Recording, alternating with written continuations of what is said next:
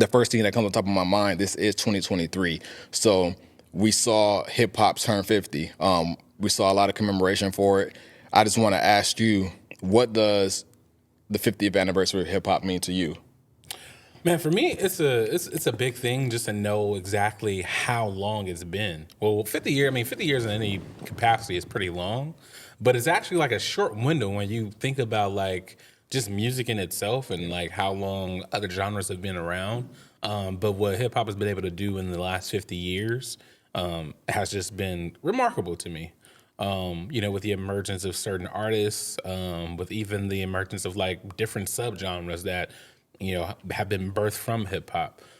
So it really means a lot to me, like, to really reach this milestone, especially in this last decade or so, or actually last couple of decades or so, where hip hop has actually been, the number one form of music worldwide. So And I think another thing that people forget, or a lot of people don't know, especially people around my age, is that when hip hop started off, people were saying it was a fad. It was just going to be something to flash in the pan, something that was hot or something that was popular during the time to where it came out, and they expected it to fade out, and it didn't. And I think that shows the importance of black music. We know the history of jazz, we know the history of blues, we know the history of rock and roll and stuff like that. Like the influence of our culture and our ability to stick around for so long. Like we think about it, jazz music and blues have been around for 100 years, and I think hip hop is going to have that same trajectory. He spoke about subgenres and different things like that. We are seeing a lot of hip hop artists not have the traditional. We went from the boom bap, we went from the golden era, we went to the trap, the dance, and we're seeing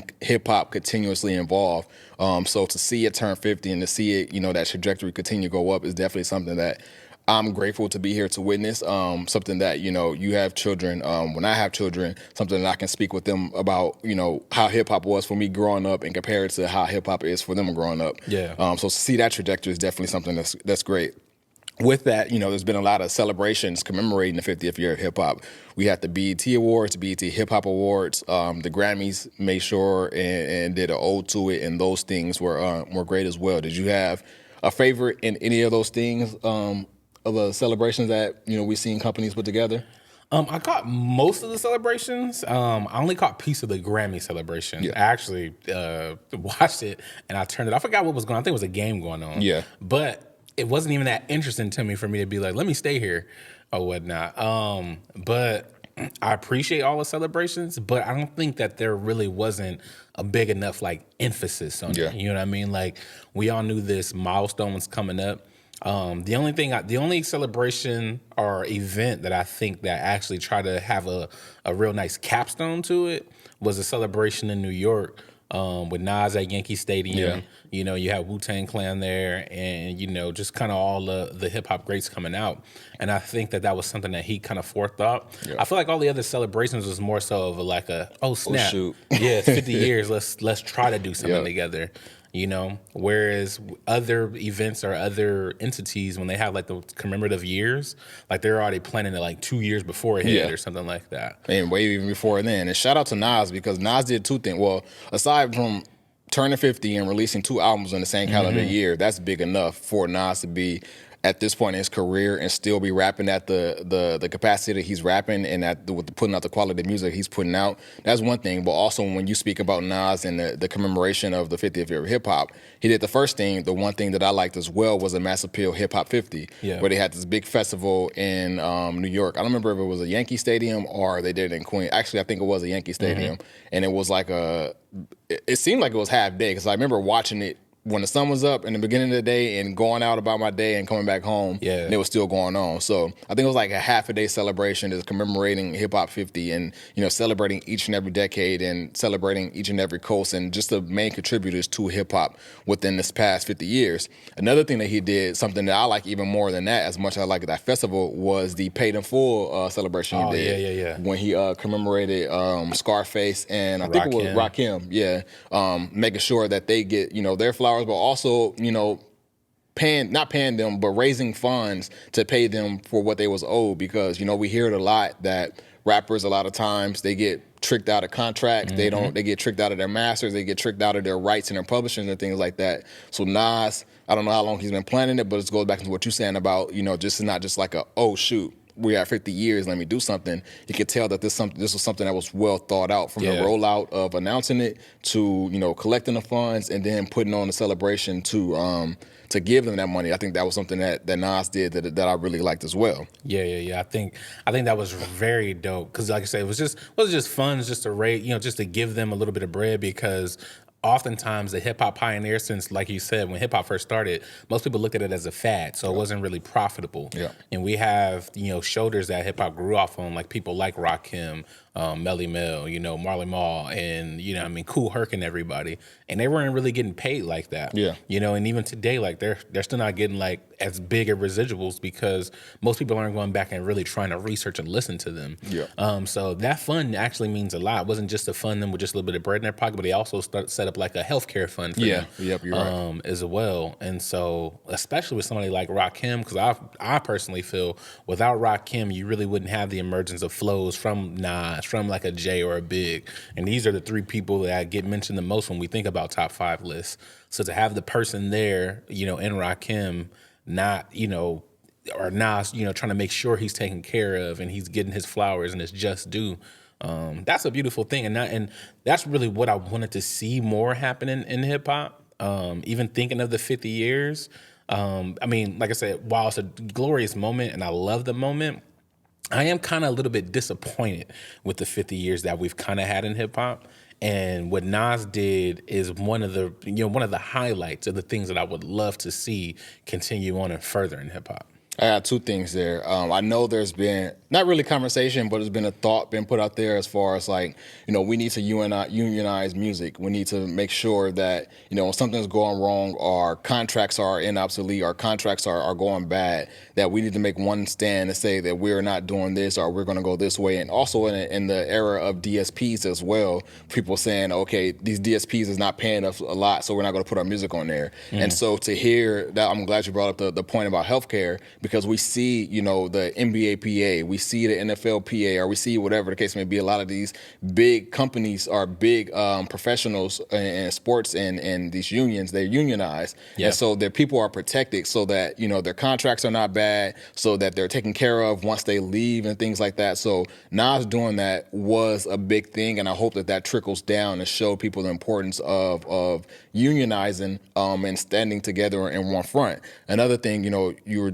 expressing your dismay about, not really celebrating it. Who do you place that onus on? Do you feel like that's part of the record labels? Do you think that's part of the artists? Do you think that that's just the culture in general? Or is it none of the 3? I honestly think it's really on the artist. I think it's tandem. It's on the artist and the culture. I don't really expect the record labels to do much because at the end of the day, most record labels, they're a business, and most of the heads of record labels, they really truly aren't of the culture. Yeah. You know what I mean? And like I said, with my disappointment, like the 50 years, is because even within the 50 years, a short time frame, the amount of money that hip hop has been able to generate, the amount of just culture changing events that hip hop has done, the amount of icons that have been birthed out of hip hop, the Jay-Z's, the Kanye's, the Drake's, you know what I mean? Like, these aren't just like, oh, I sold a couple thousand here. Like, these are people that are having billions of streams, and one of them is 2 of them are a billionaire. Yeah, I mean, Drake might be well on his way. And I just feel like with the amount that has happened in hip hop over time, over these 50 years, there should be much more to show for it. Yeah. Especially, I'm glad you brought it up. Like, when we think about like, oh, should it be the record labels on this, for them to do it? There should be more. There should be actually more centralized record labels that are actually owned by the people who are of the culture or who are ingrained in this. That was going to be my next question, because I know you said you was part of Tandem. Do you think that the artists have enough power to do it? Because we see it now to where, in the unfortunate passing of Nipsey Hussle, people go back and listen to his music, and now everybody is screaming, ownership.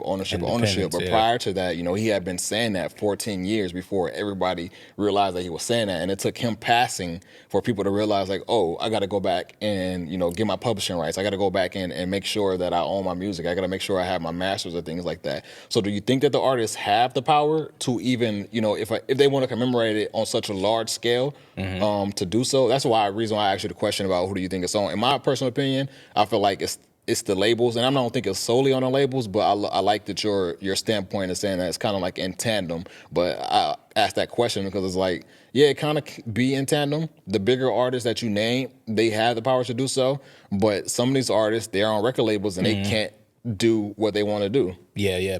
And so like I feel that artists do have the power. What I mean by that is, like I said, we look at the one person who actually did something that I appreciate with Mass Appeal. Yeah. Mass Appeal in this sense is an independent record label. True. You know what I mean?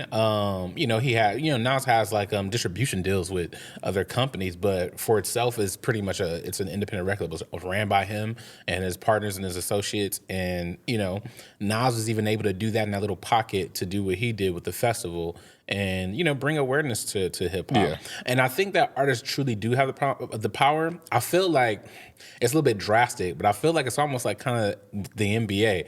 Like I always float this idea, like what happens if one day LeBron, Steph, KD, they all just wake up and say, you know what? I'm going to buy myself out of my own contract and I'm going to get with these other two and we're going to start our own league. Yeah, I mean, essentially, they are the talent. They're the reason why we turn on the TV to see. We're trying to see Bron go for 40 at the age of 40.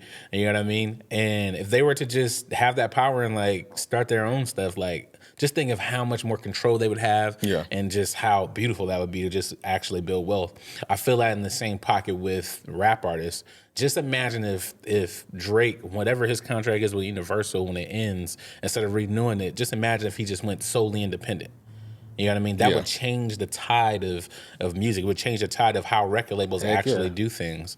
And that's why I champion people like LaRussell, like a Russ. Yeah. You know what I mean? For actually having the guts to do something independent. But also actually educating people. Yeah, I'm about to say, actually educating people, building that fan base, building that awareness, and actually continuing to show you day by day, like, this is possible. What y'all waiting on? Yeah. Chance the Rapper's in the same pocket too.